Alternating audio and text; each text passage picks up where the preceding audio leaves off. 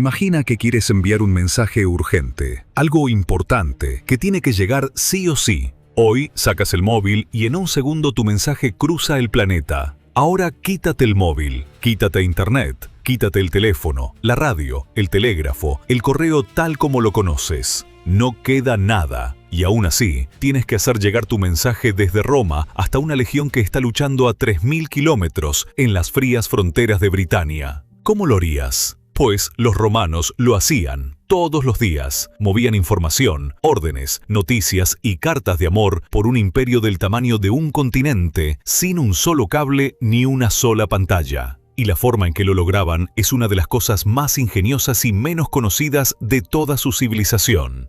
Hoy vas a descubrir cómo se comunicaban los antiguos romanos, cómo enviaban mensajes a miles de kilómetros, cómo se enteraban de las noticias sin periódicos ni televisión, qué trucos usaban para que un mensaje volara por el imperio y por qué su sistema era tan bueno que, en algunos aspectos, no se volvió a igualar hasta casi la época moderna. Prepárate, porque cuando veas cómo funcionaba la comunicación en Roma, vas a valorar mucho más ese aparato que llevas en el bolsillo. Empecemos por lo más importante, la columna vertebral de todo, las carreteras, porque no puedes entender cómo se comunicaba Roma sin entender sus calzadas. Los romanos construyeron una red de carreteras tan inmensa que, en su apogeo, superaba los 400.000 kilómetros. Piénsalo, cientos de miles de kilómetros de caminos que conectaban cada rincón del imperio, desde Britania hasta Egipto, desde España hasta Oriente Medio. Y esas carreteras no eran solo para que marcharan los ejércitos o viajaran las mercancías, eran sobre todo las venas por las que circulaba la información.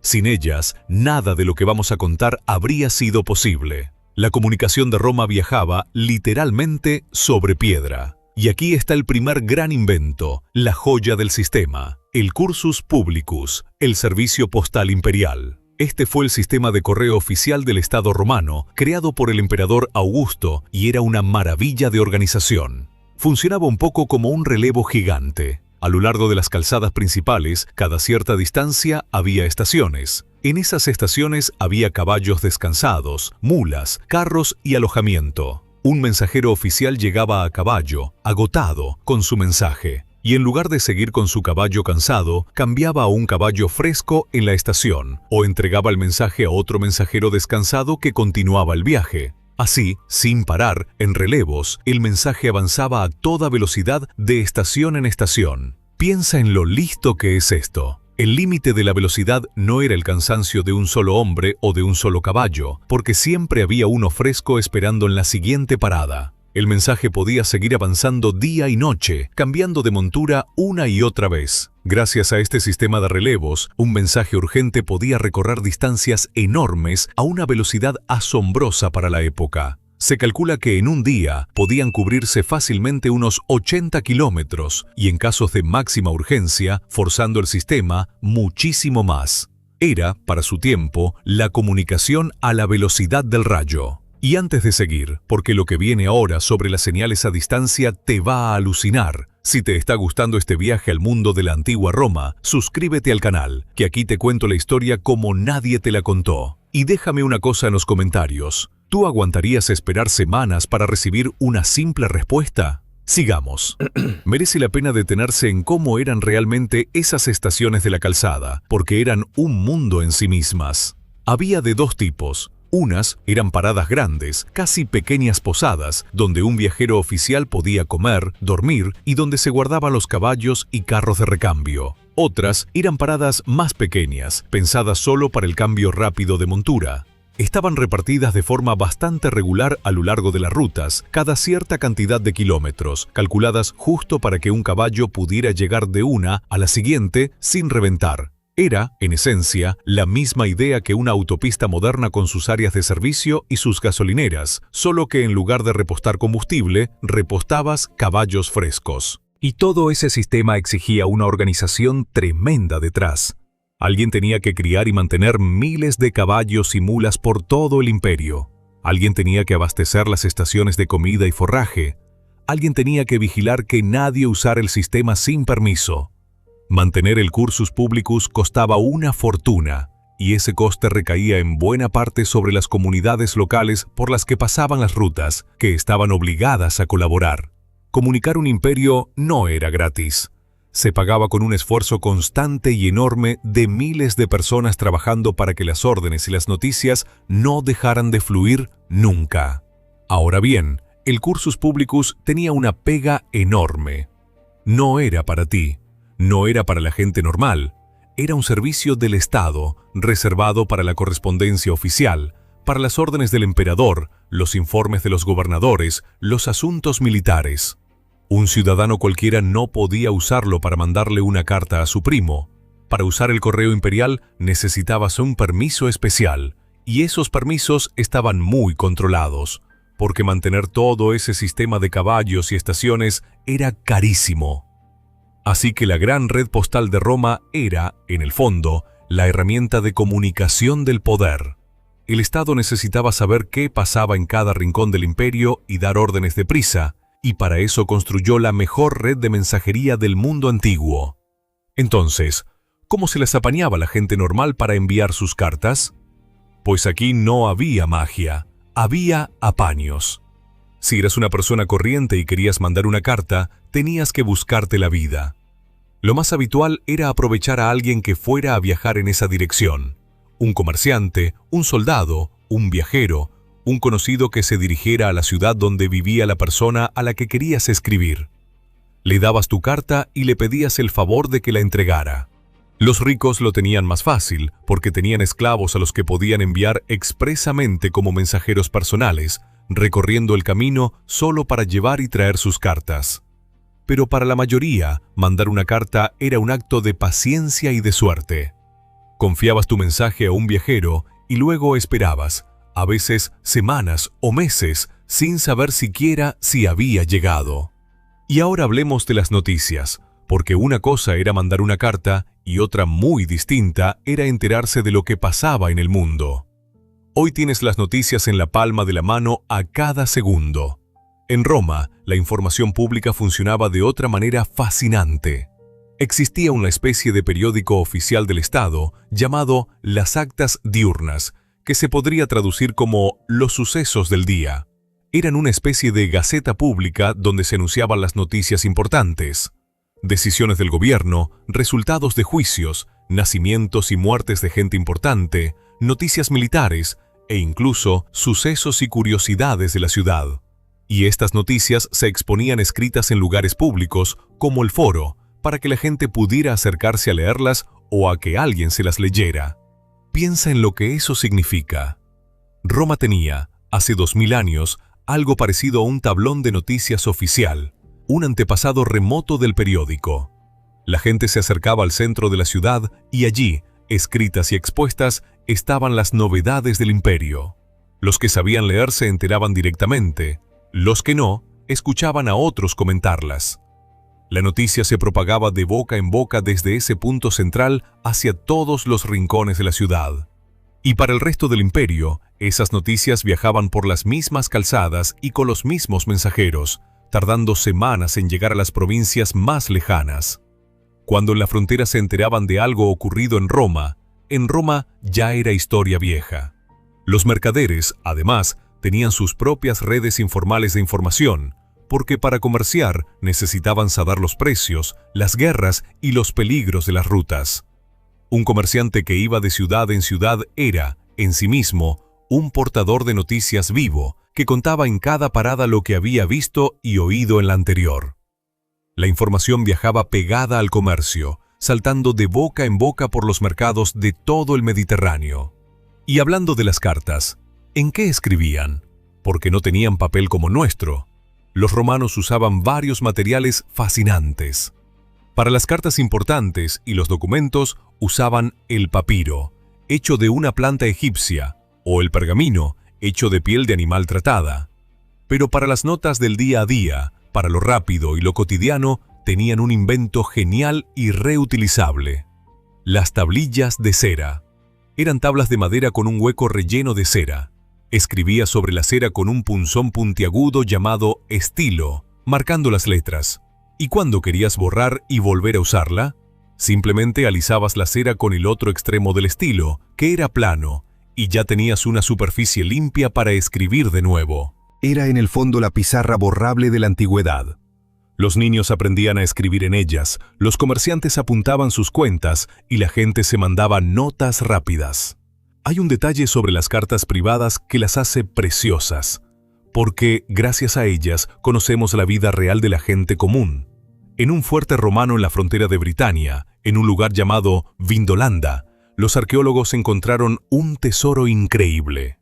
Cientos de finas tablillas de madera con cartas escritas en tinta, conservadas por casualidad en el barro húmedo durante casi 2000 años.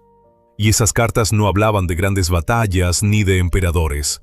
Hablaban de la vida cotidiana. Una mujer invitaba a otra a su fiesta de cumpleaños, en lo que se considera uno de los textos escritos por una mano femenina más antiguos que se conservan. Un soldado pedía que le enviaran más calcetines y ropa interior para el frío. Alguien se quejaba del estado de los caminos. Había listas de la compra, cuentas, saludos entre amigos. Es una ventana directa a la comunicación real de la gente de Roma, y lo que revela es entrañable. Se comunicaban por las mismas razones que nosotros, para invitarse a fiestas, para pedirse cosas, para quejarse, para decirse que se echaban de menos. Cambia los medios, el caballo por el móvil, la tablilla de madera por la pantalla, pero el motivo de fondo es exactamente el mismo. Un soldado en la fría frontera del imperio, hace 2000 años, escribiendo a casa para pedir calcetines, no es tan distinto de ti mandando un mensaje a un ser querido. La tecnología cambia, la necesidad humana de comunicarse no cambia nunca. Ahora vamos a algo espectacular, porque no todo era mandar jinetes a caballo. Los romanos también sabían enviar mensajes a la velocidad de la luz, literalmente, usando señales visuales. En las fronteras y en las zonas militares, construían torres de vigilancia y faros situados a la vista unos de otros, en lo alto de colinas o a lo largo de las murallas. ¿Y cómo se comunicaban entre ellas?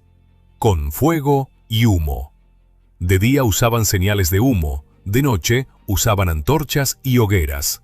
Una torre encendía una señal, la siguiente torre la veía a lo lejos y encendía la suya, y la siguiente hacía lo mismo.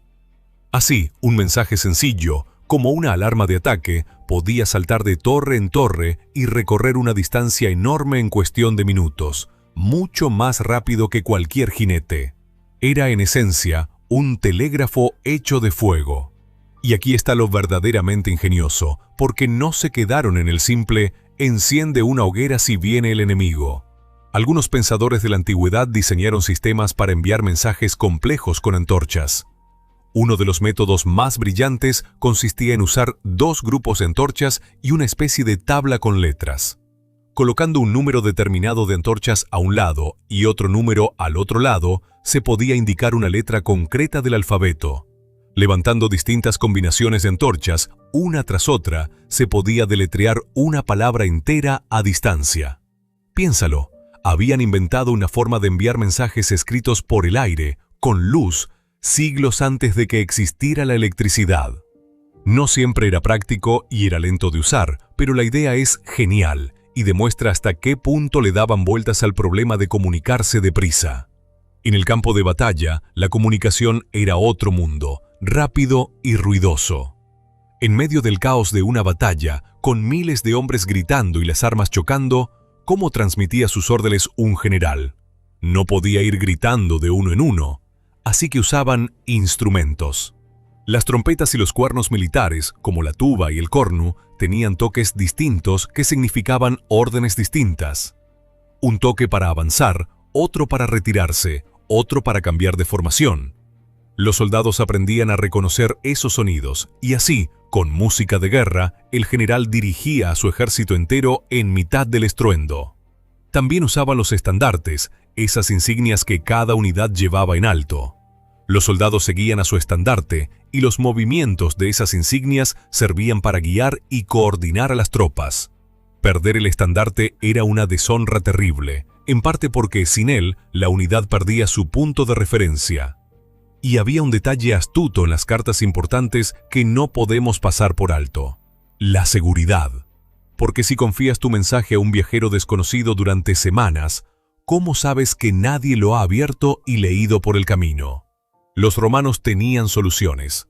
Enrollaban o doblaban la carta y la cerraban con un sello de cera sobre el que presionaban un anillo con un dibujo personal, el anillo de sello. Si la cera llegaba intacta, sabías que nadie la había abierto. Si estaba rota, sospechabas. Era su forma de garantizar la privacidad, un antepasado directo de nuestros sobres cerrados. Y para los mensajes militares de máximo secreto, iban más allá. Usaban códigos y cifrados. Se cuenta que Julio César utilizaba un sistema para cifrar sus mensajes que todavía hoy lleva su nombre, el cifrado César. La idea era sencilla pero eficaz. Cambiabas cada letra del mensaje por otra situada a un número fijo de posiciones más adelante en el alfabeto. Así, si el mensaje caía en manos enemigas, era un galimatías ilegible, sin conocer la clave. Piénsalo. Hace 2000 años ya se preocupaban porque sus mensajes no pudieran ser leídos por el enemigo e inventaron formas de cifrarlos.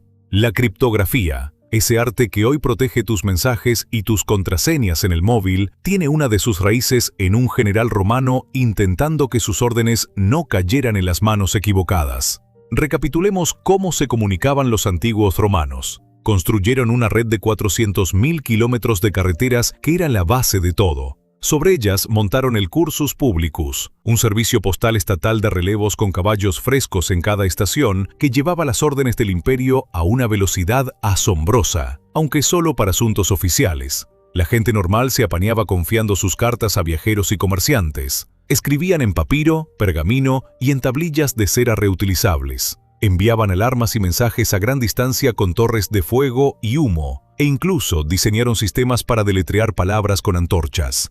Añadieron los sellos de cera para proteger la privacidad y hasta cifrados secretos para los mensajes militares. Y en la batalla, dirigían a sus ejércitos con trompetas, cuernos y estandartes. Pero aquí está la idea que de verdad importa y que conecta con tu vida hoy. Todo esto lo hacían sin electricidad, sin motores, sin nada de nuestra tecnología. Y aún así, construyeron un sistema de comunicación tan eficaz que les permitió gobernar un imperio gigantesco durante siglos. Un imperio solo se mantiene unido si la información fluye, si el emperador puede dar una orden y que llegue a la otra punta del mundo, si un gobernador puede avisar de una rebelión y que le lleguen refuerzos, si las noticias, el dinero y las decisiones pueden viajar. Roma entendió eso mejor que nadie, y por eso invirtió tantísimo en carreteras y en correo. Su poder militar era enorme, sí, pero sin su red de comunicación, ese poder no habría servido de nada, porque no habrían podido coordinarlo. Toda esa maquinaria, tan sofisticada, dependía en el fondo de algo muy simple, de que alguien, en algún lugar, siguiera galopando, encendiendo un fuego o alisando una tablilla de cera para que el mensaje no se detuviera. Y esto nos deja una lección curiosa. Cuando cayó el Imperio Romano, esa red se rompió. Las carreteras se abandonaron, el correo imperial desapareció, las señales se apagaron. Y durante muchos siglos después, en la Edad Media, comunicarse a distancia volvió a ser lento, difícil y peligroso. En algunos aspectos, la velocidad y la organización del correo romano no se recuperaron en Europa hasta casi la época moderna. Piénsalo. Hubo un momento en que la humanidad supo comunicarse a distancia mejor que sus propios descendientes durante los 1000 años siguientes. Roma llegó tan lejos que cuando se derrumbó, el mundo tardó 1 milenio en volver a alcanzar lo que ella ya tenía. Y acuérdate de que durante siglos, todo un imperio se mantuvo unido gracias a piedra, fuego, caballos y una organización brillante, sin una sola pantalla. Y dime, ¿tú crees que aguantarías vivir así, esperando semanas por una simple respuesta? Déjamelo en los comentarios. Nos vemos en el próximo.